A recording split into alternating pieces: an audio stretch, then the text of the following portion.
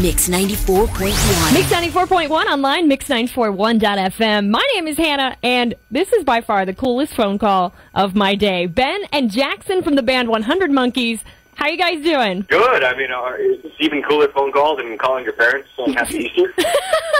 I'm really just crossing my fingers Mom isn't listening right now. Yeah, wow. Bad move. Yeah, it is Easter Sunday.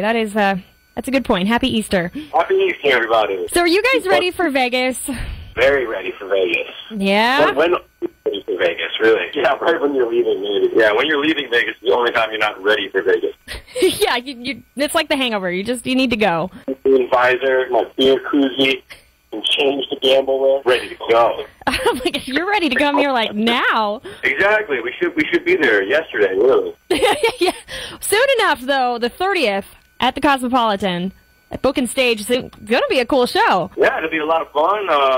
We got some, like new songs that we've never played in Vegas before, so we're really excited about that. And really excited to kind of go out there and play people. We haven't played in a couple days, and not for a live audience at least. So really excited to go out there and see all y'all Nevadians. I guess that is what we're called, yeah. Or what is it? Nevadans? I don't know. No, your word is better. Are you going to have any kind of theme for the Vegas show? I mean, you could have everyone wear Elvis glasses. Well, something like that always winds up coming to fruition, but you can't force it, you know? That's true. Hold you on the side of the road. Yeah. Side of the road, very literally. Yeah, but no, the show's going to be awesome. I haven't seen you guys live yet. Definitely going to see you on the 30th, but I'm very intrigued by this monkey switcheroo idea. Like, how did that get started, where you each switch instruments and just do that constantly? How did that get started? I think it started from just like kind of a need or desire to kind of keep everything cyclical, you know? Like, there's no such thing as just being stagnant in one position on one instrumentation. We like to always be changing it up, and sometimes we'll change up the order of who plays what halfway through writing a song, or after we've written a song, and after we played it for a couple shows. It's just we're all very inspired by just every single facet of the art, and so to have all the different instruments that you add to your command is just it's exciting. Absolutely, I'm sure it makes the show more interesting. And did you know how to play all the other instruments going into this, or did you have to learn them to make the monkey switcheroo work out? Both. Yeah. Some people are really proficient at some instruments, and we all teach each other. And then there's other common instruments. Like I think everyone played the bass before the band got together. Everyone played the drums. So trying to learn how to play the trumpet or play some of the other instruments. But we kind of took all of us learning and helping each other out. Yeah. It was interesting for a couple of us, especially Jared Anderson and myself. We had to switch up learning how to play drums from a right-hand point of view to a left-hand point of view, because our most proficient drummer is Ben Johnson, and he's been drumming left-handed for a long time. So it was kind of the switch of learning how to go from right-hand drums to left-hand drums. I think was one of the most difficult things for myself. Sometimes it doesn't work out. I remember Uncle Larry tried desperately to teach me how to play the flute. It's not going to happen. And he and I one time brought his from a pawn shop, and we were like, all right, we practiced for a month. If we're really good at the violin, we'll go upright bass to get the upright bass. We don't know where the violin is now. Yeah, the violin basically ended up sounding like a dying cat. And that's how musical a dying cat is. But the bow works great on a guitar. So we added that for new songs, Animal. Really? Yeah. So one day you just tried that out. You're like, this will be cool, and it just kind of happened to work? Well, kind of. It was actually it was a pre-thought-out idea while we were scoring the film Girlfriend. 100 Monkeys took a score for the independent movie Girlfriend, which was produced by myself and Jared Anderson of the band, and we both acted in the film, and 100 Monkeys did the original score for it, and we wanted a lot of kind of broken string sounds and more of a metallic vibe.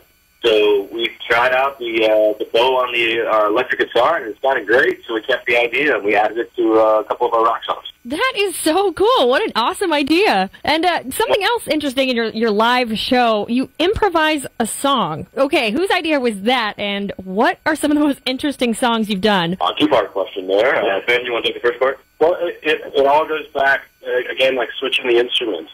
Where the band really came together was playing a lot of influences at this bar in Hollywood called the 24 Karat Lounge. and we would just go in and play until close.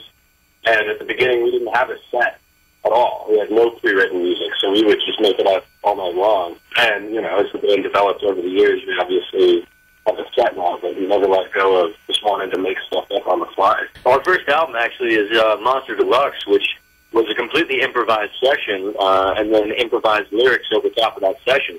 And, you know, we wanted to keep that freshness, that individuality, and that unique sensibility towards our music. And we've always, you know, kind of played with the idea of playing with our audience as opposed to playing to them. You know, we don't like going to a rock show and just kind of being played at. You know, we want to play with our you know, our band that we go out to see. And yeah, I think that's the most fun part about a show is when you're involved in the show. And I think that's one of the things we really tried to get across. And that's one of the reasons we keep doing an improv song a night, or like an improv song a set.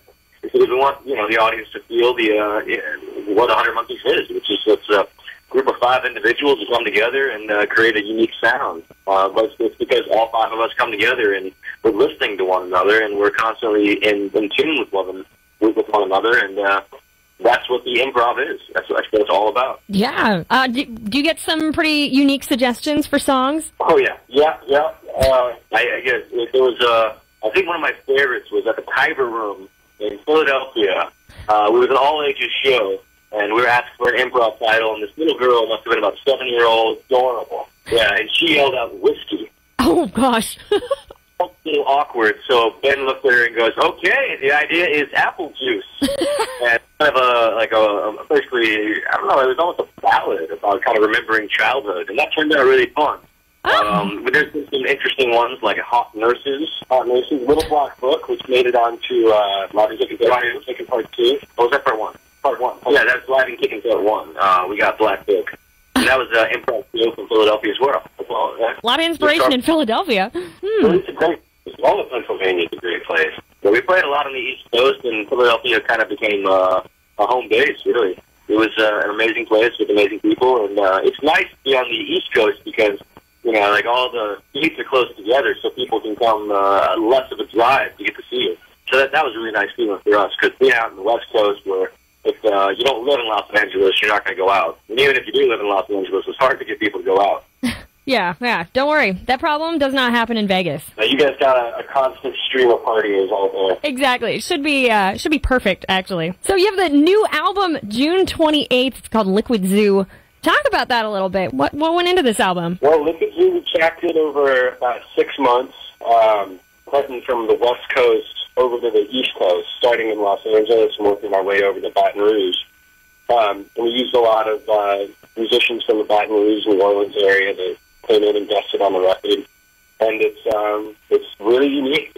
We can't wait to show it to people. And we're excited to drop it. We're going to be in Cincinnati, I think is where the party's at. Yeah, it's pretty exciting. I mean, it's a culmination of a bunch of new songs and old songs that fans have been requesting to be put on an album. So we listened to our fans, and we recorded songs that they loved. And then, you know, while we were in the studio and before, we wrote a bunch of new material as well, and we recorded it. And we're really excited. We have a couple songs no one's ever heard before, and we're going to drop those songs. And I think it's just it's a really exciting time for us because, you know, it's a culmination of a lot of months of work, and it's something that we love to do. And I think at the end of the day, when you get the album Liquid Zoo, you kind of go through this journey of music. You know, the thing about switching instruments and the monkey switcheroo and the improv sensibility is that it's never the same thing.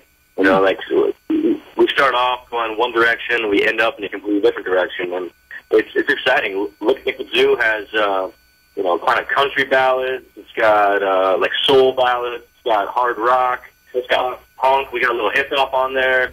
You know, it's all over the board, and I think that's what we really enjoy is just not limiting ourselves to one certain genre of music making, but to just enjoy the entire process. Yeah, that's a very eclectic sound you just described, so it should be incredible. Yeah, the only song I heard off it so far has been Shy Water, and it's brilliant. Is that one the fans voted to have on the album? Yeah, there was, I think if we hadn't put Shy Water on Liquid Zoo, someone would have come and got us. So that was definitely going to be there.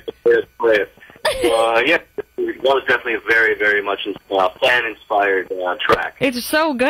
I listened to it like a couple times in a row. It's amazing, and I'm interested to see how you tackle the other sounds, like you said, hip-hop. Yeah, it's interesting. It's kind of like a reggae-ish hip-hop tune that we kind of were just messing around in the rehearsal studio one day, and we just kind of settled upon this groove that just kind of bounced along, and we kind of drew on different inspirations, and we got an amazing guest rapper to come onto the album, somebody we're good friends with, and he's just an incredibly talented guy and an incredibly nice human being. So we're blessed to have him on our record. Yes, sir. Oh, very cool. Definitely looking forward to it. And you brought up the movie Girlfriend that you guys had worked on, and it sounds like you all have other projects. So how do you juggle doing music and all your other endeavors? Well, it's just a will to work at every meeting. We want to work on big screens, little screens, pages of paper, CD players, record players, car stereos,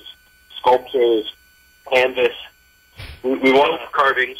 Soap carving, you know? And you can use those leftover pieces of soap to clean yourself, which is cool. That's very nice, especially on the road.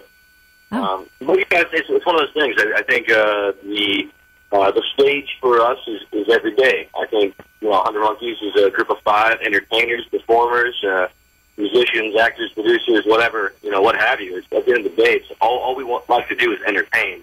And the entertainment industry is something that is very close to all of our hearts, and I think it's one thing that we always need in life is, a certain sense of escapism, getting away from our daily lives and just kind of ingratiating ourselves in the arts. And whether that's a CD or a film or, even just a sunset, at the end of the day, it's just all about enjoying the arts and the world around us. Sounds like you guys are definitely doing that, and can't wait to have you guys here in Vegas on the 30th. It's going to be amazing. It's going to be a party. Can't wait. Thanks for taking time out of your Easter Sunday to talk to me. I definitely appreciate it. Oh, yeah, anytime. Cheers, Don, and have a happy Easter. How cool are those guys? Ben and Jackson from 100 Monkeys.